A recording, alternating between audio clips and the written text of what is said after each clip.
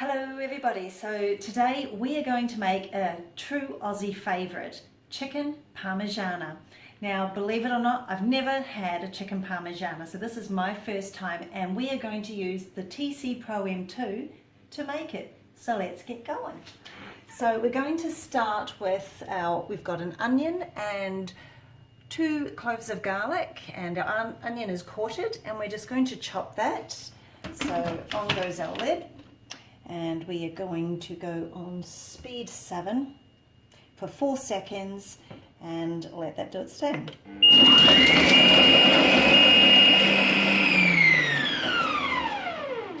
Nice and easy. And that is looking pretty good. And as usual, I always forget my spatula. So now we're going to add in a can of tomatoes. Plop that right on in.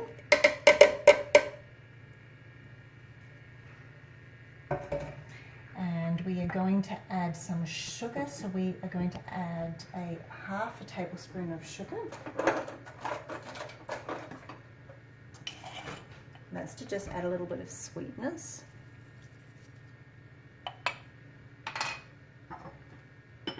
And we are going to add half a teaspoon of salt.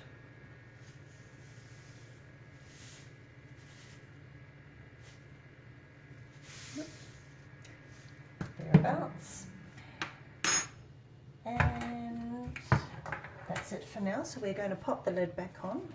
Before I do that, I'm just going to scrape my onion down so it's going to all be incorporated in there. Now there's probably lots of versions of chicken Parmigiana or chicken Parmy as it's sometimes called. So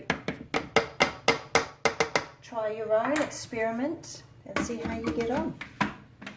So we are going to cook that with the measuring cup off. So we want to get some air in there, and we are going to cook that for 25 minutes on temperature 100. 25 minutes, 25 minutes, and we're going to go on speed 1. So we're going to let that cook and reduce down, and we will come back when that's done and work on our chicken component. So our tomato sauce is nearly done, and I did a rookie mistake. I was supposed to have sauteed my onion and garlic for 3 minutes at 120 and I forgot. So that will be included in the recipe. However, the onion and garlic is cooking in the tomato, so it doesn't really matter. Now I don't have fresh basil. If you have fresh basil, you would put in a fresh basil once it's going to switch off and just stir that in. I have just dried basil, so I've added a couple of teaspoons of that in within the last couple of minutes of the TC cooking. So we're just going to let the sauce cool down slightly. In the meantime, I've prepared my chicken breast. So again, I have reduced the original recipe, which serves 8, down to half, so it'll do 2 nights for my husband and I. So 2 chicken breasts, and slice evenly through the center to make 2 evenly sized pieces.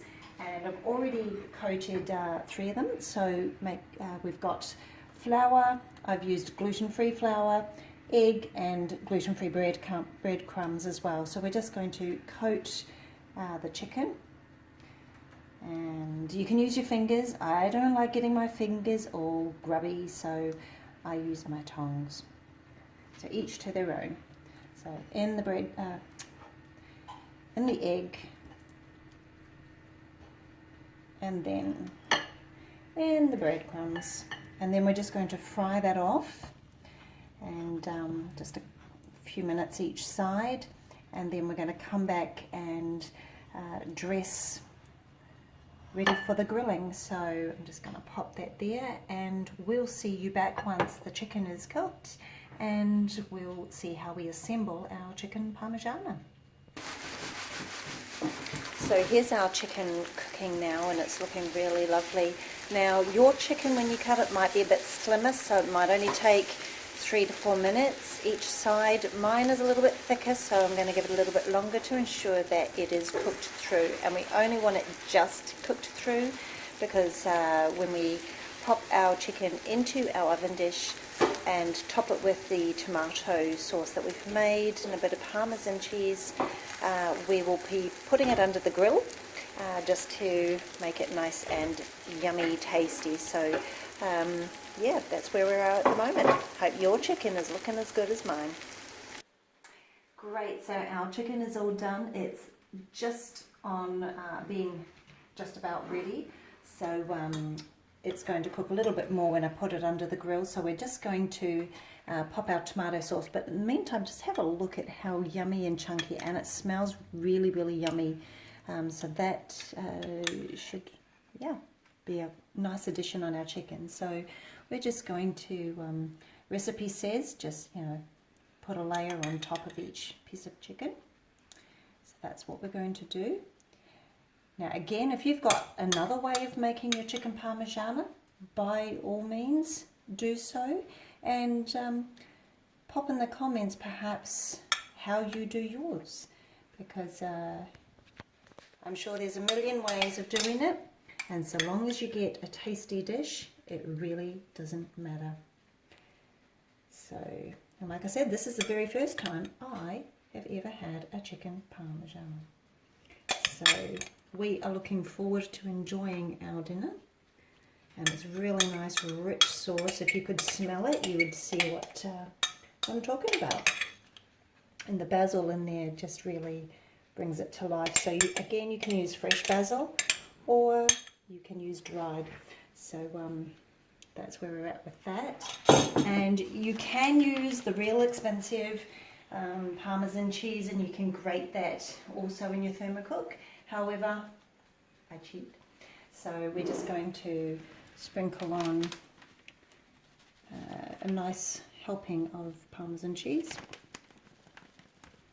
So by all means use the expensive stuff if that's what you like to, use, and grate it in your TC Pro or TC Pro M2 if you are fortunate to have, which is a fantastic machine. I'm loving it. I love that it's just so easy to make interesting dishes that I probably would never cook, such as chicken parmigiana or pavlova, which we did yesterday. So I think that might be loaded enough, and so now we're just going to pop that under the grill just for 1 minute at the hottest temperature you can get your grill, and she's ready. So we are going to serve with French fries and a little bit of salad. So we'll show you our dinner before we're ready to eat. Thank you. Right, so our chicken parmigiana is done, and as you see, it looks really, really yummy. So I'm going to plate up. Hopefully I can get this chicken out lovely. And we are going to also serve with a side of fries. You can serve with anything you like. Traditional, I believe, Australian cuisine is serving fries with your chicken parmigiana. So that is our chicken parmigiana, chips and salad.